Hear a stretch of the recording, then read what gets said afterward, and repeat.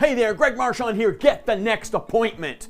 Obviously, if the customer's at your service counter, you can book the next regular maintenance, the tire rotation, the oil change, etc. Right? But here's another way you can get the next appointment. Don't wait for the customer to call you saying they need something. You call them. You've got a bunch of deferred work from courtesy inspections.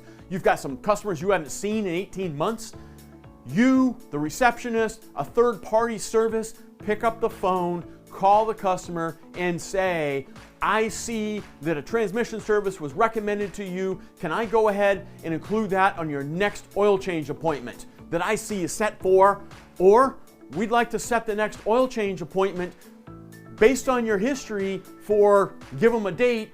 And I also see that you said no thank you to the transmission service last time. Can I go ahead and include that at this time?